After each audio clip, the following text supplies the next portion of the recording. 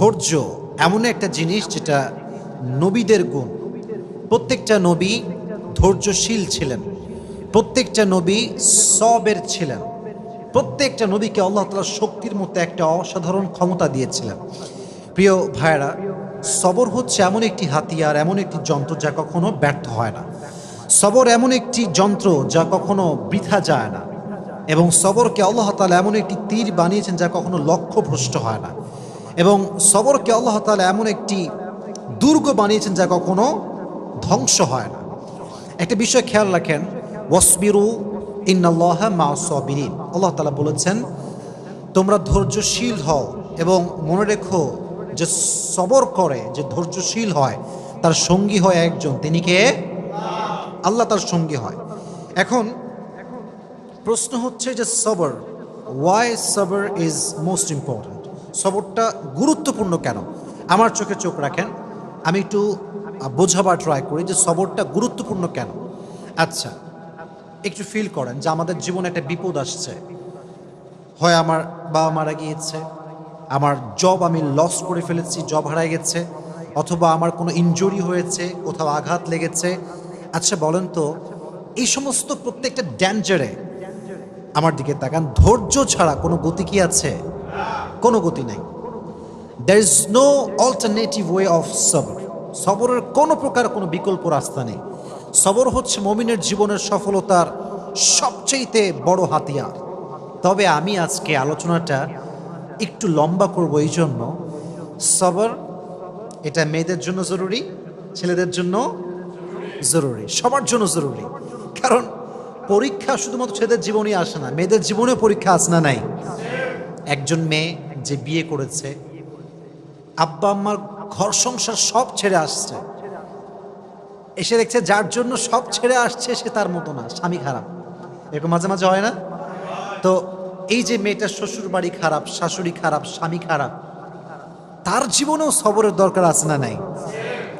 আরেকজন মেয়েকে নিয়ে আপনি ভাবেন, যে মেয়েটা বিয়ে করেছে, জাস্ট মনে করেন 1 মাস হয়েছে, 1 মাস পরেই তার স্বামী মারা গিয়েছে, বিধবা হয়ে গিয়েছে। এই মেয়েটার জীবনেও সবরের দরকার আছে না নাই? তার মানে লাইফের একটু গভীরভাবে ভাবলে বুঝবেন যে লাইফের প্রত্যেকটা স্টেপে স্টেপে ধৈর্যের বিকল্প কোনো রাস্তা হতে পারে। You must have to be patient.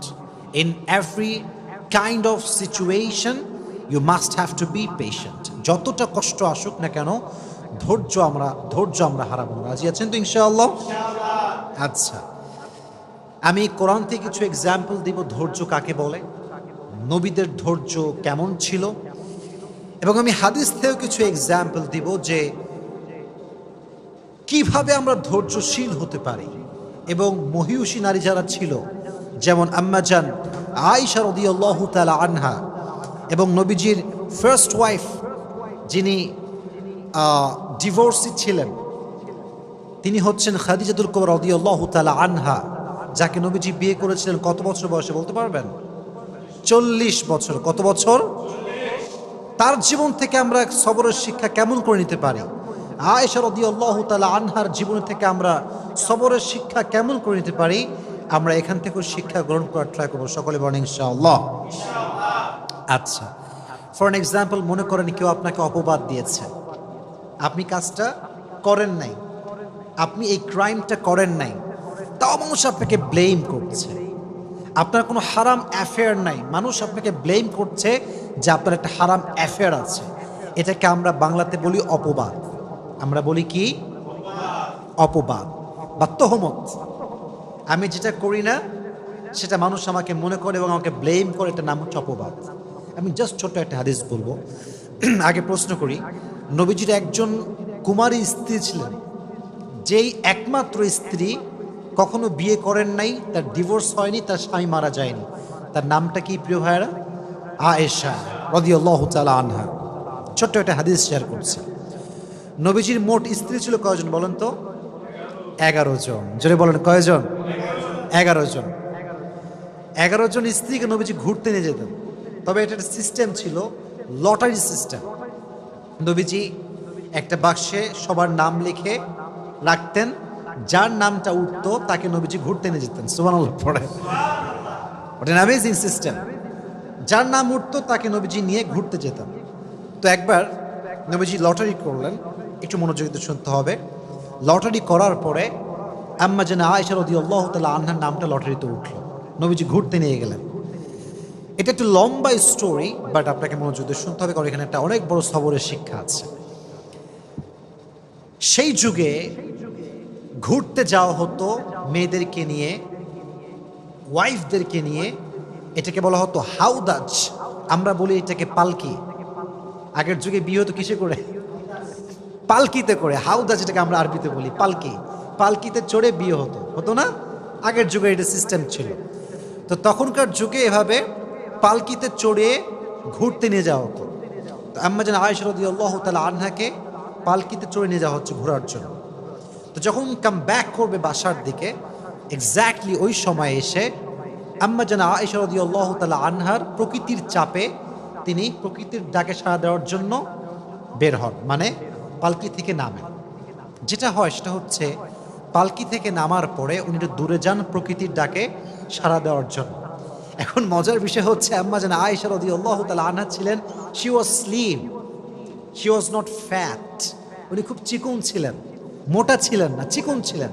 চিকন মানুষ কোথাও উঠলেও বোঝা যায় না, নামলেও বোঝা যায় না, কারণ সে স্লিম বডি বিলং করে। মোটারা কোথাও উঠলে দেখবেন মাঝে মাঝে মোটারা রিক্সায় উঠলে রিক্সার জায়গায় থাকে না বসা।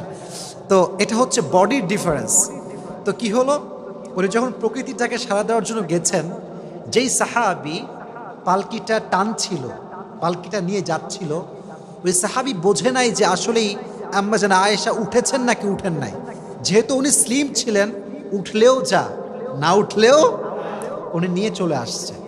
আম্মা জান আয়েশা রাদিয়াল্লাহু তাআলা আনহা যখন প্রকৃতির ডাকে সাড়া দিয়ে ফিরে আসেন, দেখছেন পালকি নাই। পালকি কোথায়? পালকি আর নাই, পালকি চলে গিয়েছে, কারণ সে ভেবেছে এখানে আয়েশা রাদিয়াল্লাহু তাআলা আনহা আছেন।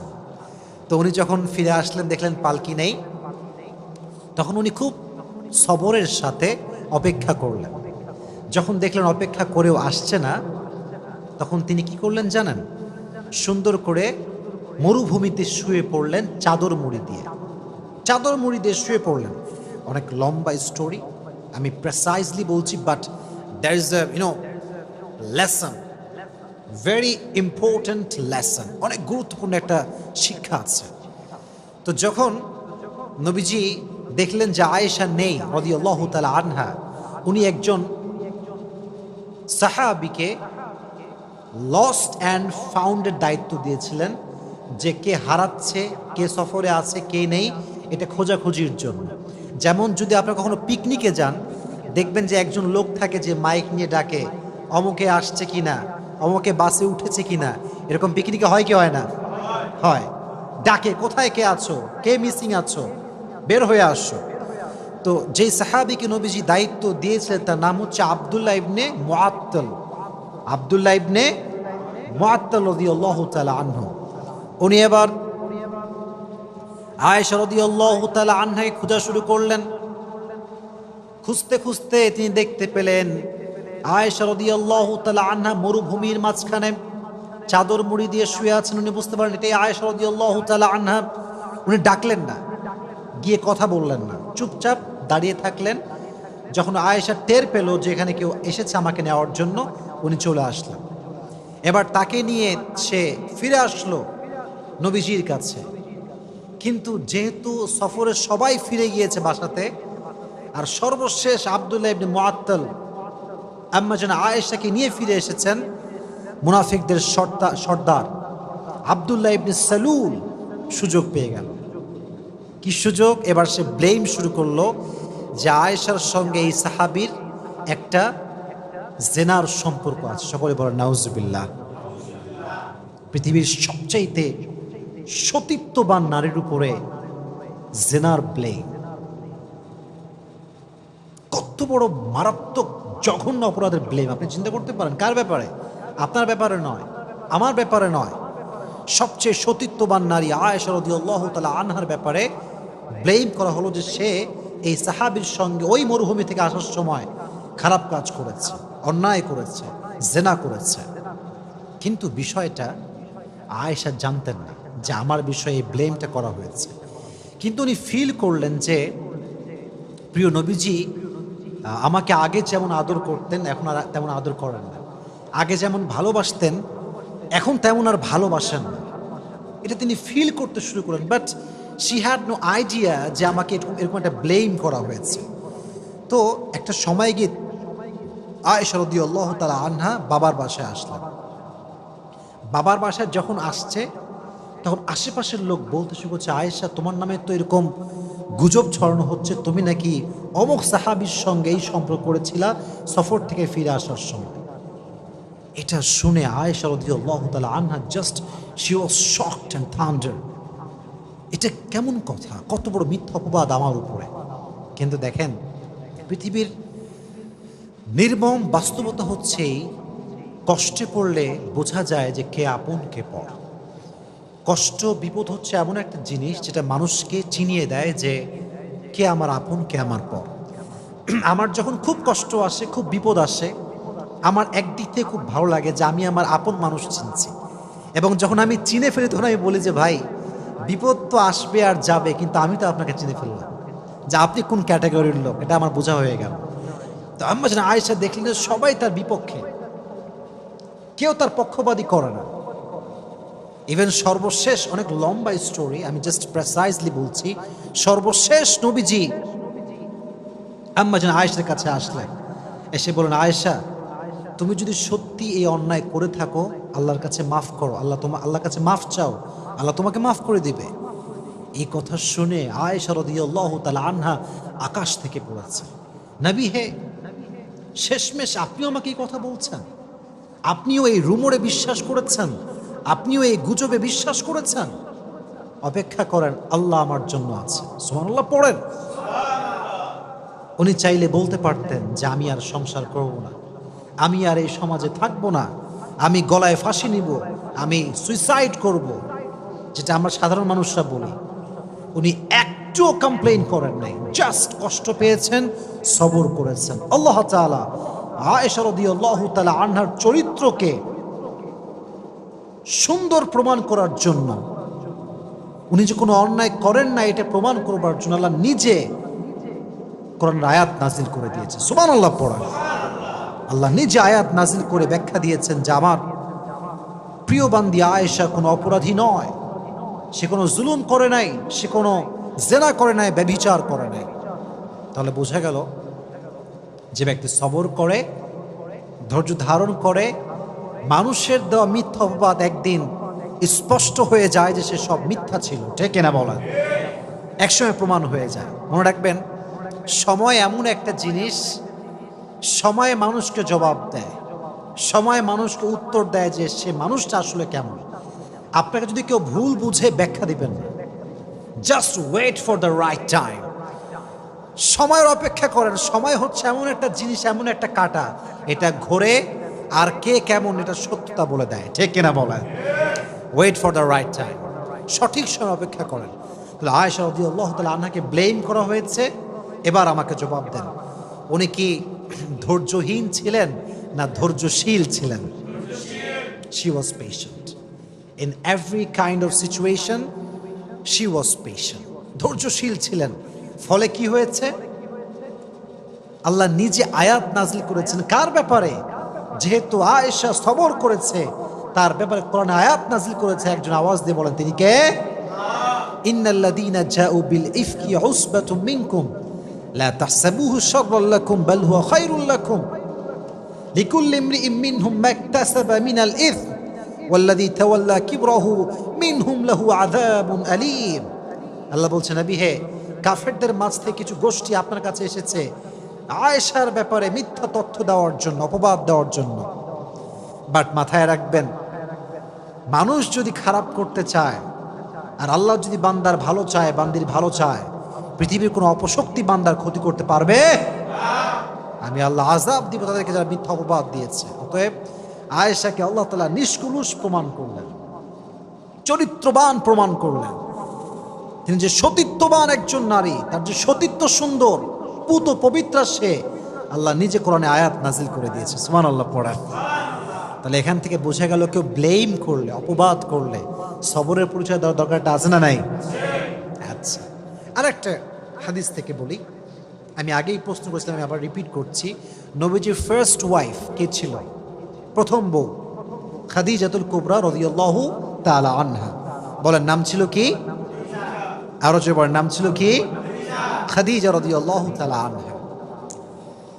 আমি খুবই শর্টকাটে কথাটা বলতে চাই, কারণ আমাকে অনেকগুলো আয়াত বলতে হবে, নবীর জীবন থেকে কিছু এক্সাম্পল দেওয়া লাগবে, তাই আমি এগুলো লম্বা করতে চাচ্ছি না।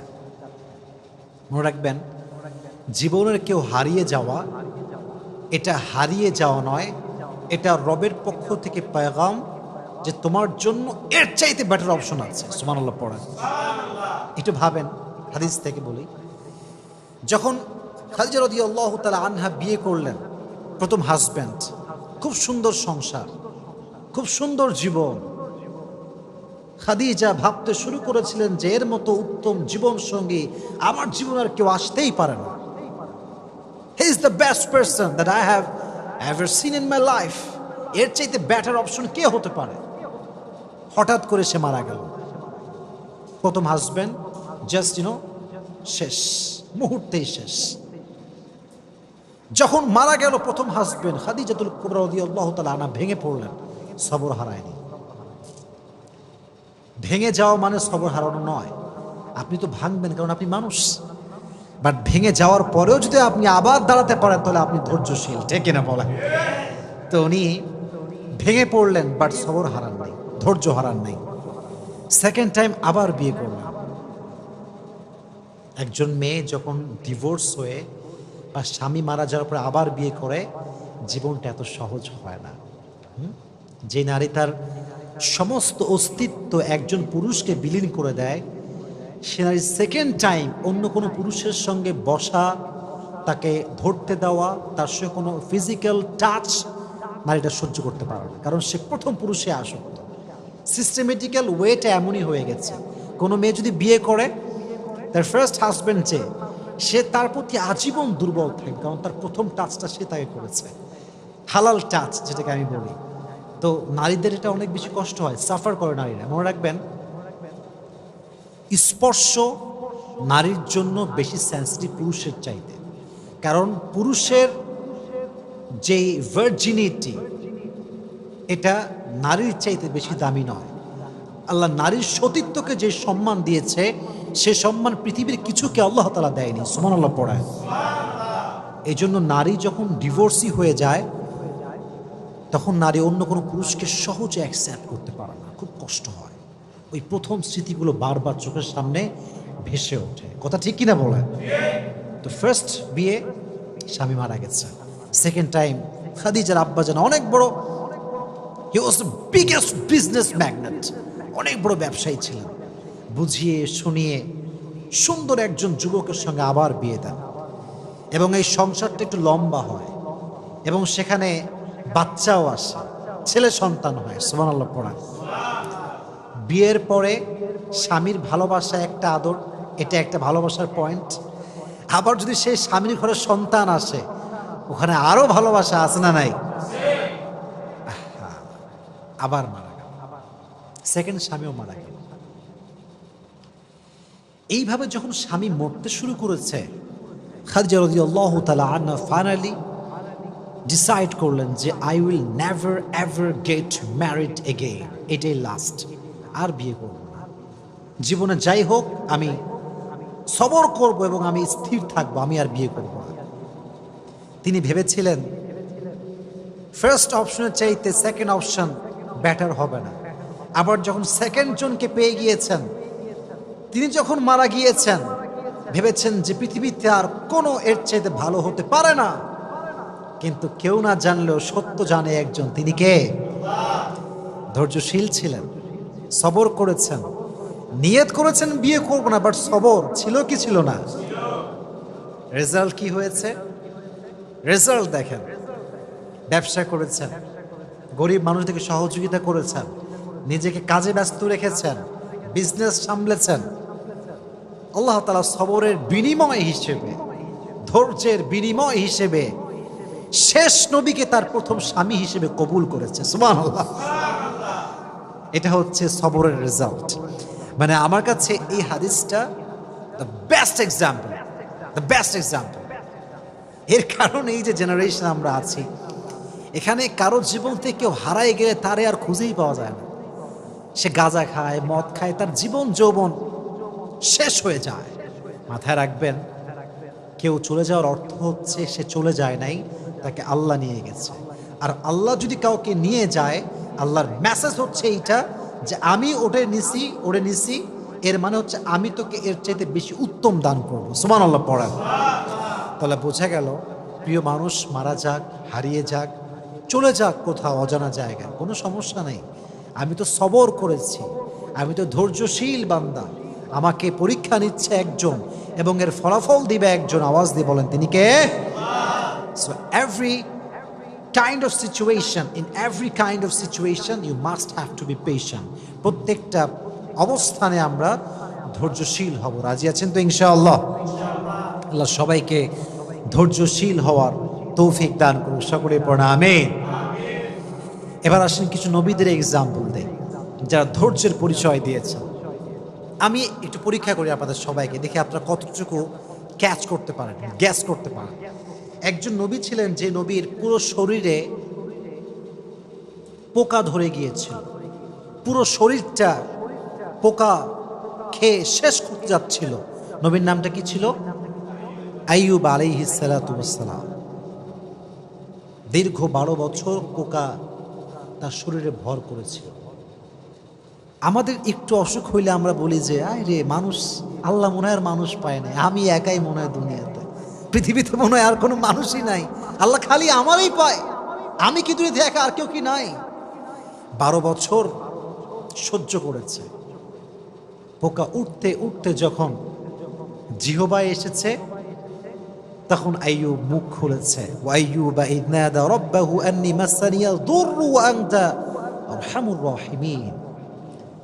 দোয়া করার একটা সিস্টেম আছে। আমি জুমার লেকচারে বলেছিলাম, দোয়ার একটা কোয়ালিটি আছে, চাওয়ার মাঝে একটা গুণ আছে। দেখেন, উনি বলেন নাই যে আল্লাহ তুমি আমাকে এই রোগ কেন দিলা, ঠিক করে দাও, বলেন নাই। আন্নী মাসানিয়া দুররু ওয়া আনতা আরহামুর রাহিমিন, আল্লাহ আমি তো বিপদে আছি, তুমি তো রহমান। কথার ভাঁজ দেখেন। আমি আমার আব্বাকে বলছি, আব্বা আমি সকাল থেকে খাই নাই, খাবার কিন্তু চাই নাই, আমি না খেয়েছি আর তুমি আমার আব্বা, এটা বললেই না, আব্বা বুঝে যাবে যে আমার ছেলের এখন খাবার দরকার। আইয়ুব আলাইহিস সালাতু ওয়াস সালাম হি নেভার কমপ্লেইনড। উনি বলেছেন, আল্লাহ আমি কষ্টের ভেতরে আছি আর তুমি তো রহমান, আর রহমান তো কারো কষ্ট সহ্য করতে পারে। কখন বলেছেন? যখন এই পোকা উঠতে উঠতে তার জিহবায় চলে এসেছে। আল্লাহকে বলছে, আল্লাহ পুরো শরীরটা আমার খেয়ে ফেলুক, কিন্তু যে জিহবা দিয়ে আমি তোমার জিকির করি সেটা যদি পোকা নষ্ট করে ফেলে, আমি তো তোমাকে আর ডাকতে পারবো না, তুমি আমাকে রহম করো, তুমি আমাকে রহম করো। এই সবর যে করেছে, আল্লাহ তাআলা ডাকার সঙ্গে সঙ্গে তার সমস্ত রোগকে ধূলিসাৎ করে তাকে আল্লাহ তাআলা শিফায়ে আজলা কামিলা দান করে দিয়েছে। সুবহানাল্লাহ। তাহলে বোঝা গেল, রোগ বালাই হচ্ছে ব্লেসিং, মার্সি, বারাকা ইন ইউর লাইফ। যদি মুমিনের কোথাও কোনো কাঁটাও ঢুকে যায়, এই যে আমরা কষ্ট পাই কাঁটা ঢুকলে, আল্লাহ কতটা দয়াময় দেখেন। কাঁটা ঢুকলেও আল্লাহ তাআলা বান্দার আমল নামার থেকে যে গুনাহ আছে এটাকে ঝরিয়ে দেয়। সুবহানাল্লাহ পড়ে। তাহলে বোঝা গেল, আজ থেকে অসুখ হলে আমরা ধৈর্য ধারণ করব। রাজি আছেন তো ইনশাআল্লাহ? আর একটা এক্সাম্পল দেই সবরের। একজন নবী, আমি আবারও আপনাদেরকে প্রশ্নে ফেলছি, গ্যাস করতে হবে আপনাদের সবাইকে যে আমি কার নাম বলতে যাচ্ছি। একজন নবী যাকে মাছ খেয়ে ফেলেছিল, মাছের পেটে তিনি দীর্ঘদিন ছিলেন, তার নাম কি ছিল? ইউনুস। ইউনুস আলাইহিস সালাতু ওয়াস সালাম। নাম ছিল কি? ইউনুস আলাইহিস সালাতু ওয়াস সালাম। মাছের পেটে দীর্ঘদিন ছিলেন, আল্লাহর কাছে কমপ্লেন করেন না, অভিযোগ করেন নাই, ধৈর্যহীন হন নাই। মাছের পেট থেকে আল্লাহকে ডাক দিয়েছেন, আল্লাহ আমি বিপদে পড়েছি, তুমি আমাকে সাহায্য করো, আমার কোনো কমপ্লেন নাই, অভিযোগ নাই, আমি ধৈর্যহীন হয়ে যাই নাই। দোয়া করার সঙ্গে সঙ্গে আল্লাহ তাআলা মাছকে আদেশ করেছে, মাছ মুখ খুলে একটা বমি করার মতো একটা অ্যাক্ট করেছে। আল্লাহ তাআলা ইউনুসকে এই অ্যাক্টের মাধ্যমে, এই বমির একটা ধরনের মাধ্যমে মাছের পেট থেকে জীবিত উদ্ধার করে বের করে নিয়ে আসছে। সুবহানাল্লাহ। তাহলে বোঝা গেল, বিপদে পড়লে আপনাকে দোয়া করতে হবে। আল্লাহ আমারই পাইলো, দুনিয়াতে আর কেউ নাই, আমি মনে হয় একা, আল্লাহ কি পাইলা আমার তুমি। এটা ধৈর্যহীন হওয়ার পরিচয়। অতএব সবরও থাকবে, দোয়াও থাকবে। বলেন আমার সঙ্গে, সবরও থাকবে, সবর আছে যার, সঙ্গে দোয়াও আছে যার, তার সফলতা কেউ আটকাতে পারবে না। সুবহানাল্লাহ পড়েন। আর একটা এক্সাম্পল দেয়, নবীর নাম গ্যাস করতে হবে আমাদের সবাইকে। একজন নবী যাকে আল্লাহ তাআলা ৮০ বছর পরে একটা সন্তান দিয়েছিলেন, সে নবীর নাম কি? ইব্রাহিম আলাইহিস সালাতু ওয়াস সালাম। নামটা কি? ইব্রাহিম আলাইহিস সালাতু ওয়াস সালাম। সন্তানের নাম কিছু বলতে পারবেন? ইসমাঈল। নাম কি ছিল? ইসমাঈল আলাইহিস সালাতু ওয়াস সালাম। সবর কাকে বলে একটু বুঝাই আপনাদেরকে, শর্টকাটে বোঝাচ্ছি। ৮০ বছর পরে একটা ছেলে হয়েছে, আল্লাহ অর্ডার করেছে যাও মাকে এবং ছেলেকে একদম মরুর প্রান্তে রেখে আসবা, যেখানে জনমানবহীন একটা জায়গা, মানুষ নাই, লোক নাই, জন নাই, রেখে আসো যাও। অর্ডার করতে দেরি, রেখে চলে আসছে সেই মরুভূমির মতো একটা জায়গায়।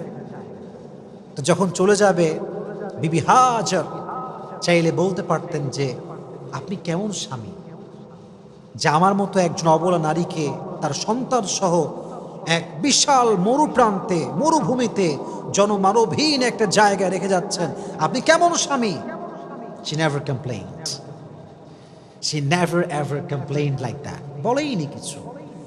কি বলেছে আমি জাস্ট রিপিট করছি বাংলাতে সারাংশ। বিবি হাজার বলছে, হে ইব্রাহিম, এটা যদি আল্লাহর অর্ডার হয় যে আমাকে তুই মরুর প্রান্তে রেখে যাবা, জনমানবহীন জায়গায় রেখে যাবা, যেখানে খাবার নাই, দাবার নাই, পানি নাই, তবে শুনে রেখো আমিও এটা বিশ্বাস করি যে আমার আল্লাহ আমাকে মরুর প্রান্তরে না খাওয়ায় মারবে না। সুবহানাল্লাহ পড়ায়। তুমি যদি আমাকে রেখে খুশি হও, আমি এখানে থেকে খুশি আছি। ধৈর্য ধারণ করেছে। ফলে কি হয়েছে চিন্তা করেন, একটু ভেবে দেখেন, এই যে মক্কা, এত দাম কাবার, কাবার গিলাফের দাম, কাবার চত্বরে এত দাম, এই কাবার পাশে যিনি অবস্থান করেছিলেন, যে নারীর কারণে এত সম্মান, যে নারীর ছেলের কারণে জমজমের কুয়ার পানি আমরা পেয়েছি, তার নাম হচ্ছে বিবি হাজার। সুবহানাল্লাহ পড়েন। ধৈর্য, শুধুমাত্র ধৈর্য। এবার আরেকটু বুঝাই, এত ধৈর্য, এত পরীক্ষা। আল্লাহ বলল, ইব্রাহিম যাও সন্তানের কাছে। ৮০ বছর পরে সন্তান পাইছে, আদরও করতে পারে নাই, নিজের কাছেও রাখতে পারে না, রেখে আসছে মরুর প্রান্তরে। এবার আসছে আব্বা, ছেলে এদিকে আসো। কি হয়েছে আব্বা? বলছে আমি স্বপ্নে দেখেছি তোমাকে আমি জবাই করছি, এটা আমার আল্লাহর আদেশ। তুমি কি বলছো? ফাংদুর মাযা তারা, what's your opinion about on this matter? তুমি কি বলছো বলো। ইসমাইল চাইলে বলতে পারতো, আব্বা আপনি কেমন জালেম, জন্মের সঙ্গে সঙ্গে আমাকে আপনি আদর না করে রেখেছেন মরুর প্রান্তরে, আর আজ আপনি এসেছেন খবর না নিয়ে জবাই করার জন্য। এটা বলে নাই। বলছে আব্বা আপনি যা মন চাই করেন, সাতাজিদুনি ইনশাআল্লাহু মিনাস সাবিরিন, আমি ধৈর্যশীলদের পরিচয় দিব। সুবহানাল্লাহ পড়েন। আহা কি সুন্দর ঘটনা, কি সুন্দর সবরের পরিচয়। এবং এই যে সবর তারা করেছে, যখন আপনারা সবাই জানেন, you all know the story, যখন জবাই করতে যাবে আল্লাহ তাআলা দুম্বাকে পাঠিয়ে দিয়েছেন। আর এই যে আমাদের স্যাক্রিফাইস আমরা শিখলাম, এখান থেকে বোঝা যায় যে যত বেশি স্যাক্রিফাইস করে সে বান্দা আল্লাহ তত বেশি প্রিয় হয়ে যায়। সুবহানাল্লাহ পড়ায়। এজন্য ইব্রাহিম নবী থেকে, ইসমাইল থেকে এবং বিবি হাজার থেকে, সবার থেকে আলাইহিমুস সালাতু ওয়াস সালাম, তাদের থেকে আমাদের সবরের একটা শিক্ষা নেওয়ার দরকারটা আছে না নাই? আমি আর দুইজন নবীর এক্সাম্পল দেব, দুইজন নবী জাস্ট। বলেন একজন নবী ছিলেন যেই নবীকে তার ভাইয়েরা ধরে এনে কুয়ার ভিতরে ফেলে দিয়েছিল, সে নবীর নাম ছিল কি? সবাই বলেন নাম ছিল কি? ইউসুফ আলাইহিস সালাতু ওয়াস সালাম। অনেক লম্বা কথা, আমি ওইটা বলবো না, আমি জাস্ট মূল লেসনটা বলবো। সাইয়েদনা ইউসুফ আলাইহিস সালাতু ওয়াস সালাম যখন যুবক, উঠতি বয়সী যুবক, বাচ্চা বাচ্চা ভাব, এখনো যুবক হয়ে পারে নাই, তার সবগুলো ভাই তাকে নিয়ে কুয়ায় ফেলছে শুধুমাত্র হিংসার কারণে। কিসের কারণে? হিংসা। কুয়ার ভেতরে ফেলে সাইয়েদনা ইউসুফ আলাইহিস সালাতু ওয়াস সালাম একটা জামা নিয়ে আসছে। তার বাবার নাম ছিল ইয়াকুব। ডাক দিয়ে বলছে, হে আমার বাবা, সব ছেলেরা আসছে, আব্বাজান দেখেন ইউসুফকে বাঘে খেয়ে ফেলেছে, আর এই হচ্ছে ইউসুফের জামা। যদি আমার সন্তান আমার থেকে হারিয়ে যায় আমি তো অস্থির হয়ে যাব, দৌড়াবো চতুর্দিকে, কত অভিযোগ করব আমি, কত নাশুকরি করব আমি আল্লাহর কাছে। ইয়াকুব আলাইহিস সালাতু ওয়াস সালাম শুধু একটা ওয়ার্ড বললেন, ফাসবরুন জামিল। উনি বললেন, আমার জন্য ধৈর্যই সবচেয়ে উত্তম হাতিয়ার। সুবহানাল্লাহ পড়েন। আমার কাছে ধৈর্যই সবচেয়ে উত্তম হাতিয়ার। এই যে কথা তিনি বলেন, আল্লাহ তার প্রতিদান দিয়েছে। কিভাবে? অনেক লম্বা কথা। এই যে কুয়াতে ফেলা হলো ইউসুফকে ধ্বংস করার জন্য, এই কুয়াতে ইংরেজিতে বলা হয় কুয়াকে ট্যানেল। এটাকে বলা হয় কি? ট্যানেল। কুয়াকে বলা হয় ট্যানেল।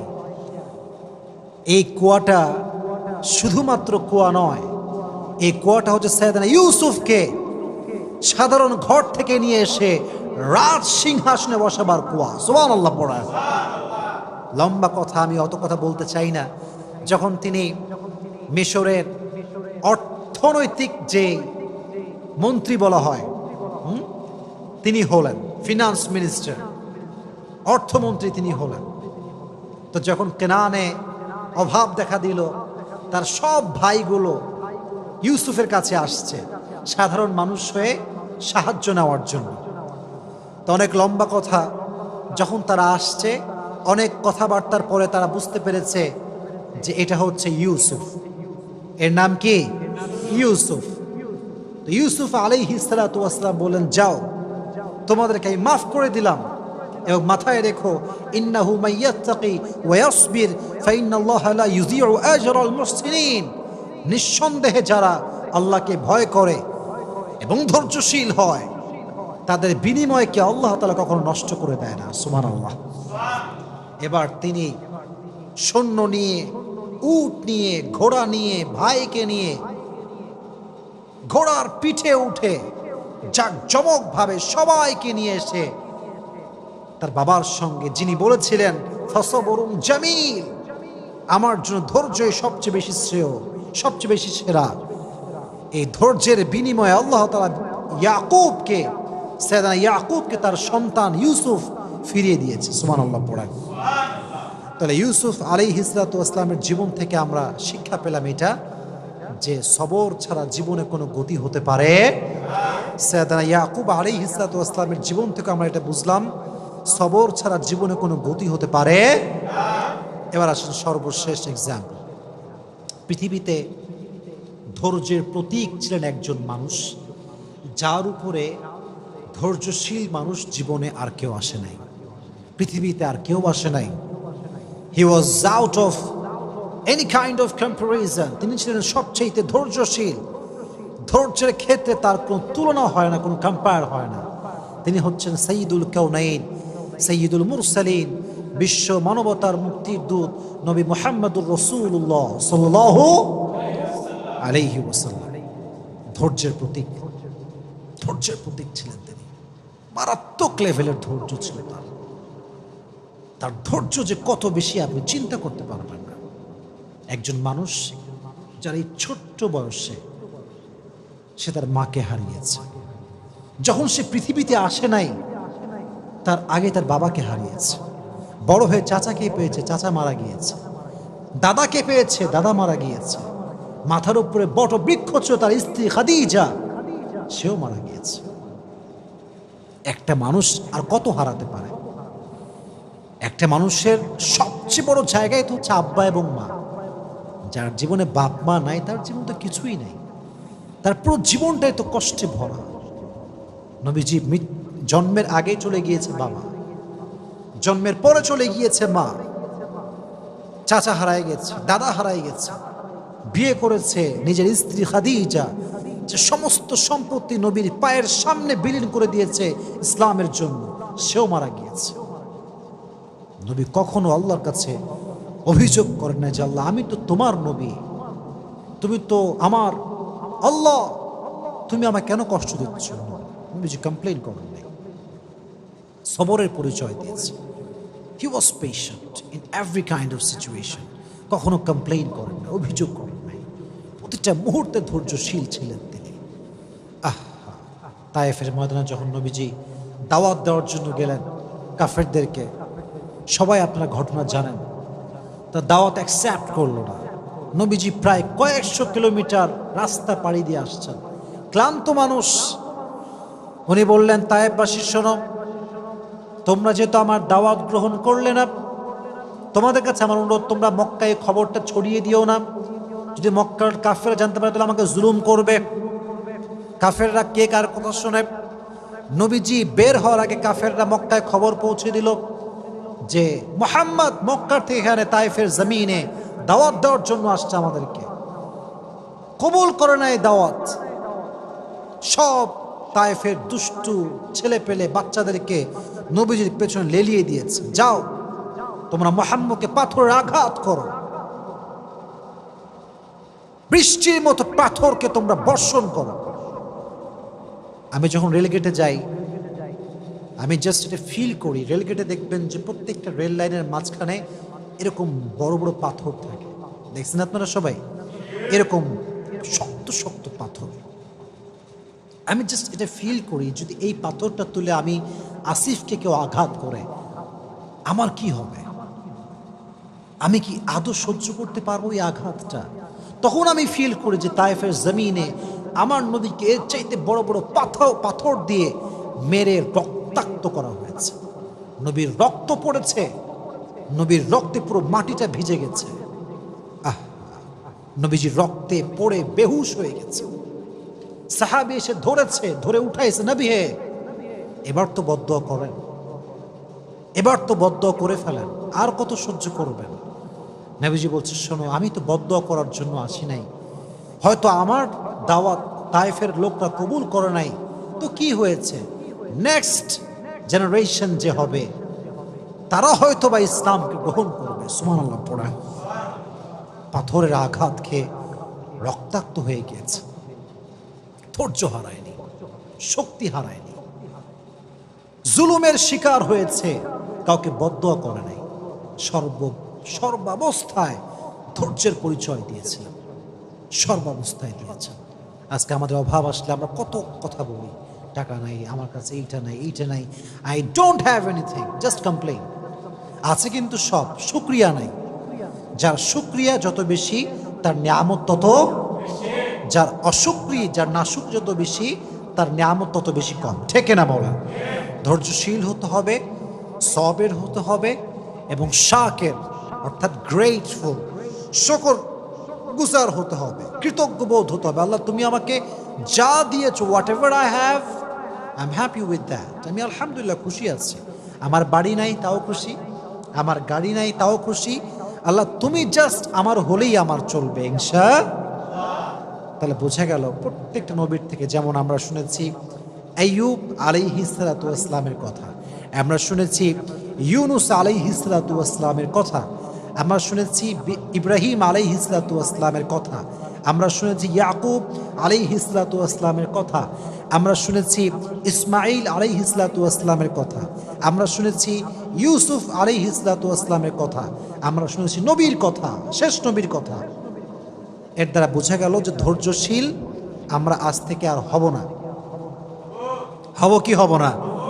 আল্লাহ সবাইকে ধৈর্যশীল হওয়ার তৌফিক দান করুন, সকলে পড়া আমিন। আর বিশেষ করে আমি একটা কথা বলে শেষ করতে চাই আমার বোনদের জন্য, specially for my sisters, those who R listening me from YouTube or Facebook, this is my humble request for everyone. যদি বিয়ের পরে দেখেন আপনার স্বামী খারাপ, তাহলে আগেই অভিযোগ করেন না, আগেই ডিভোর্স নিয়ে ভাইবেন না। Divorce is just far away, बहुत दूर की बात है। पहले ट्राई करो, पहले कन्विंस करो, पहले एडजस्ट करो, फिर उसके बारे में सोचना। আমরা আগে ডিভোর্স নিয়ে ভাবি যে তালাক দিলেই মনে সমাধান। না, কে বলছে আপনার সমাধান?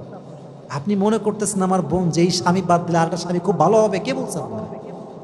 গ্যারান্টি আছে আপনার কাছে? ছেলেরা প্রথমে খুব ভালো মনে হয় দেখলে, ফেরেশতা কনফার্ম জান্নাতি লেভেলের একটা, পরে গিয়ে যে কি বদমাইশ হয় এটা আপনি কল্পনা করতে পারবেন না। এই জন্য যেই স্বামী আপনার কাছে আছে ওকে একটু কনভিন্স করেন, ওর সঙ্গে অ্যাডজাস্ট করার ট্রাই করেন। You have to give your best, you have to try your best, you have to give the best effort. যতটুকু পারা যায় ট্রাই করেন মানানোর জন্য, ভালোবাসা দিয়ে, আদর দিয়ে, যত্ন দিয়ে, আব্বা আম্মাকে দিয়ে, মুরব্বিকে দিয়ে তাই কনভিন্স করেন। মাথায় রাখবেন, নারীর ডিভোর্স হয়ে গেলে তার সম্মান কমে যায়, তার স্ট্যাটাস লো হয়ে যায়।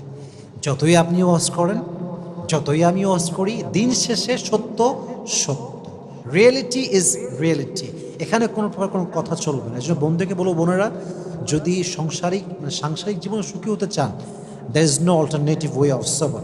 সবর যার আছে বেশি, তার সংসার তত টিকে বেশি। আমার সঙ্গে রিপিট করেন, রিপিট আফটার মি। যেই মেয়ের সবর যত বেশি, তার সংসার টিকে তত। আপনি দেখবেন অনেক সময় বিয়ের 2 দিন পরে ডিভোর্স, এরকম ঘটনা বাংলাদেশে আছে না নাই? মানে বিয়ে করে গেল, জাস্ট শুনলাম 2 দিন পরে ডিভোর্স। ভাই, হোয়াট হ্যাপেন্ড? ডিভোর্স আপনার সঙ্গে হতে পারে, আমার সঙ্গেও হতে পারে। It can happen with anyone, but the fact is, are you really patient? আপনি কি ধৈর্যশীল কিনা? That is the fact.